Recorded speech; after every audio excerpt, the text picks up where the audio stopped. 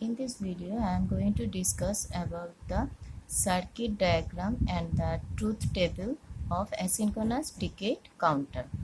Okay, as this is decade counter, so this counter counts 10 states. This counter has 10 possible states, is counts from 0 to 9. Okay, a decade counter counts from 0 to 9, so this counter has 10 states.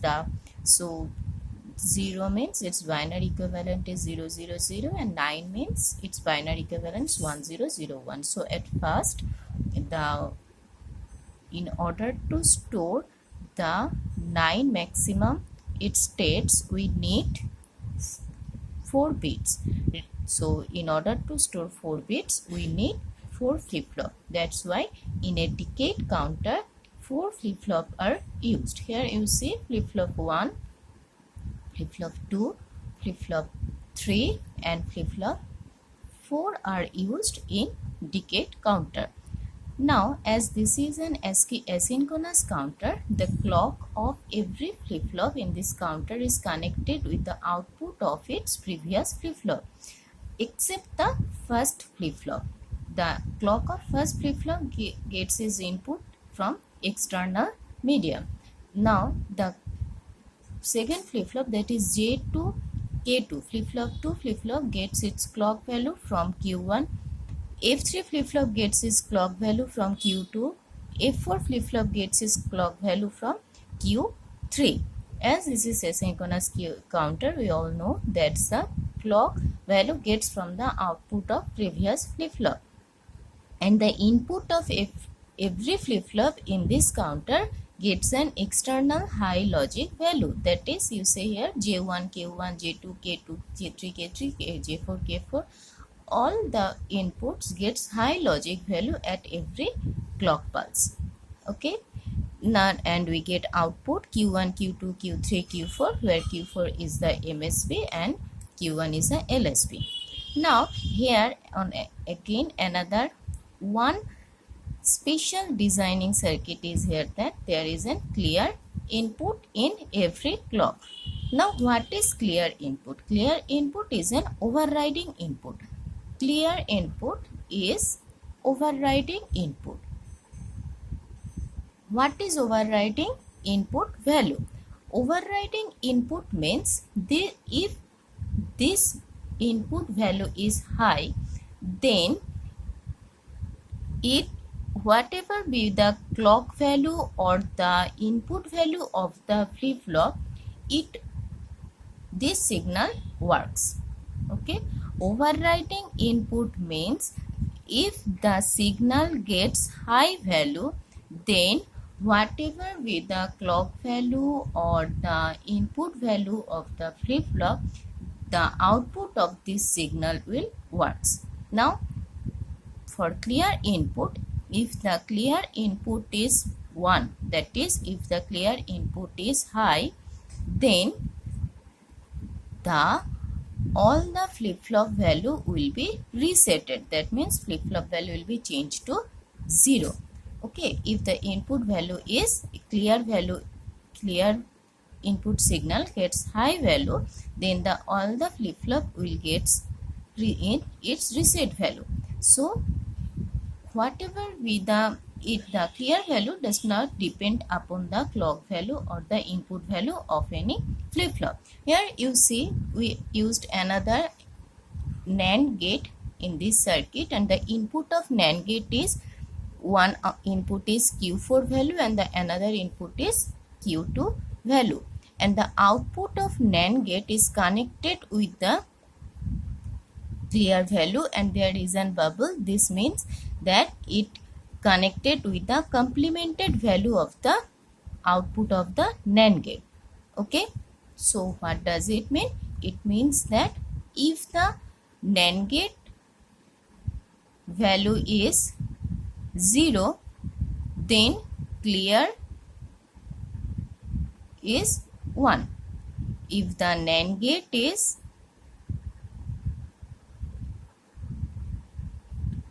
1, then the clear is 0. Again, I am repeating here that the output of NAND gate is connected with the complemented value in the clear signal. That means if here it is 1, it goes clear 0. If the output of NAND gate is 0, then the clear goes 1. Okay, now let us see the NAND gate truth table. We know that in NAND gate, if AB bar 0 0 0 1 1 0 1 1 1 1 1 0, that means if there is a 0 in any input signal, then output will be 1 of NAND gate. If both the input is 1, then only output is 0.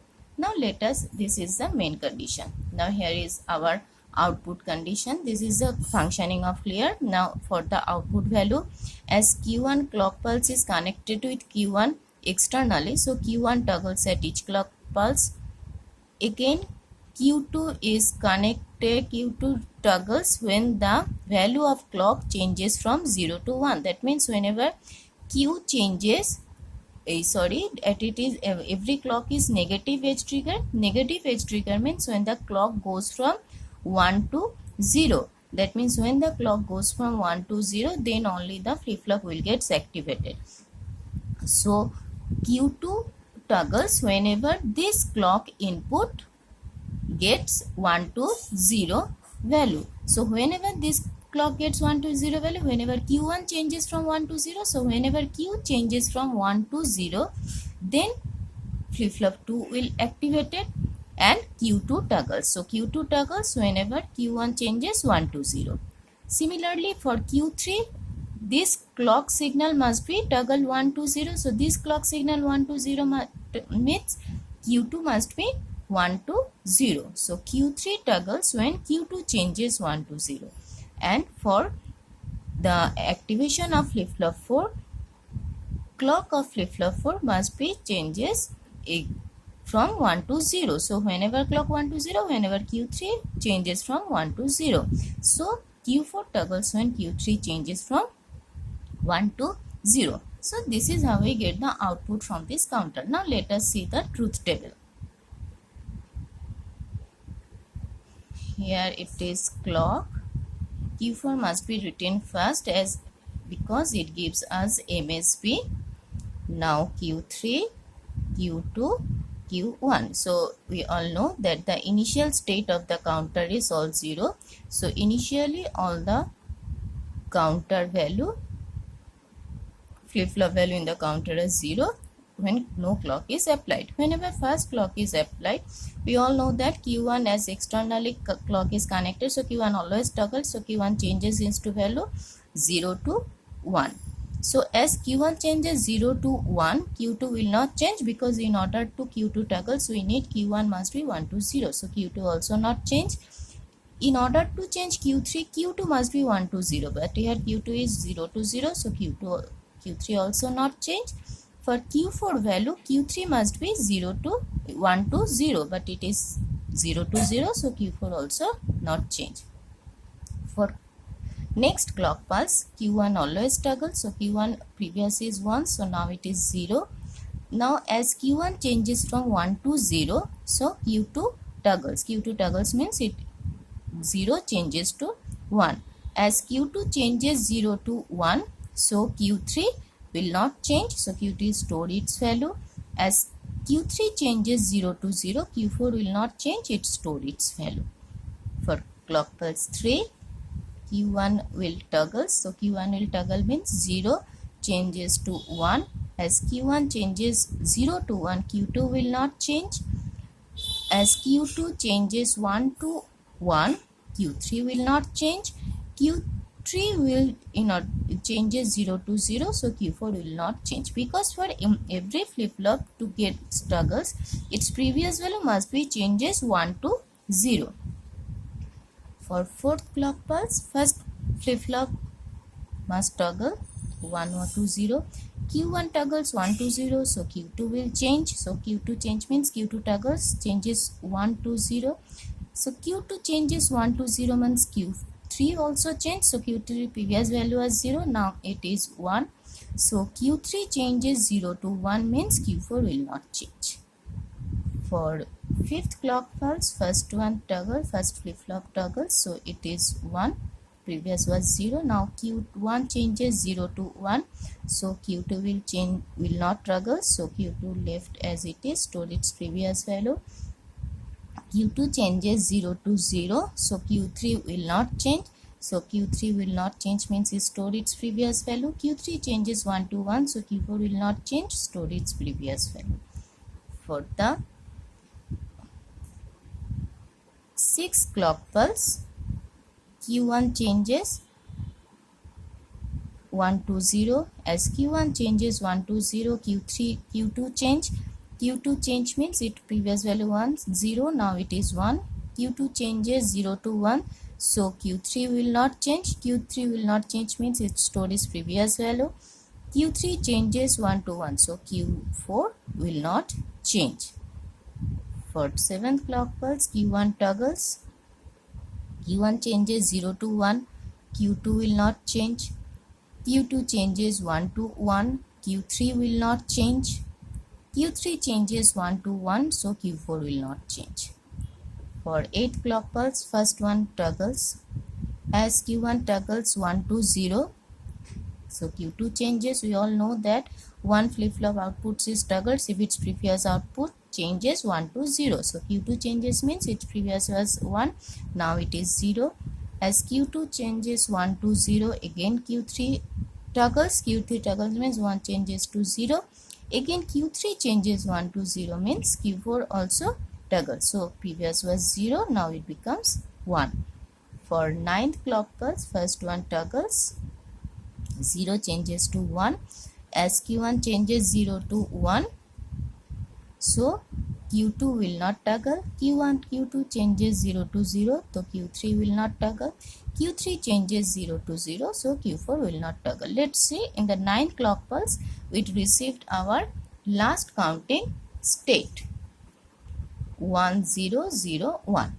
Okay, so all the 10 state counting we have already done. Let us see what it works whenever we give another clock pulse. Suppose in clock pulse 10.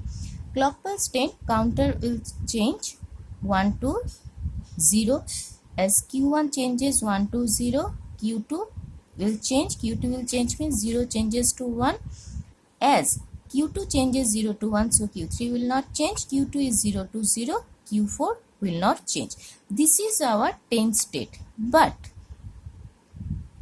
I have already told you that there is an overriding clock signal in every flip-flop. So overriding clock signal works whenever the clear input gets value 1.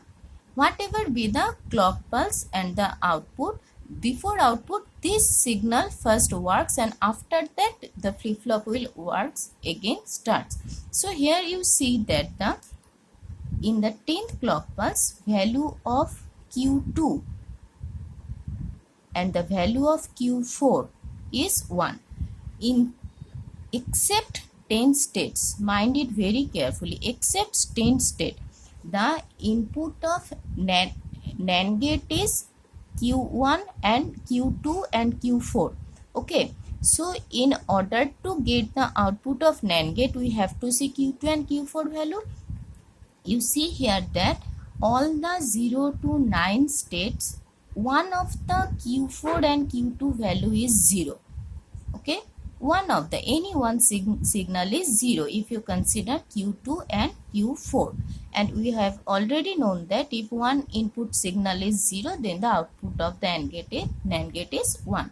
So from 0 to 9, always output of the, we get output 1 in the NAND gate. So when output of the NAND gate is 1, we see here clear value is 0. Okay, I have already clarified this. So whenever output of NAND gate is 1, clear is 0. Clear is 0 means the flip-flop will not affected by the clear value. But when the output of NAND gate is 0, clear will be 1. You see here in the 10 state Q2 and the Q4 value is 1. So both of the input of NAND gate value is 1. As both of the NAND gate value is 1, output is 0. As we know that if both the input is 1, output 0. So when NAND gate output is 0, clear becomes 1, because every clear is connected with the complemented value of the NAND gate. So when clear is 1, we know all the flip-flop will again reset its condition, that is all the flip-flop value will be converted to 0 0 0 0. So this state will not occur whenever we give another clock pulse. Depending upon this value of Q, the flip-flop again goes to its first state. That means it again start counting from 0 to 1. Okay, only for this clear input, the flip-flop reset its first state. Okay, this is how we get asynchronous decade counter. Only here we need one external input, clear, to get the flip-flop in its reset state after reaching the last state. Okay.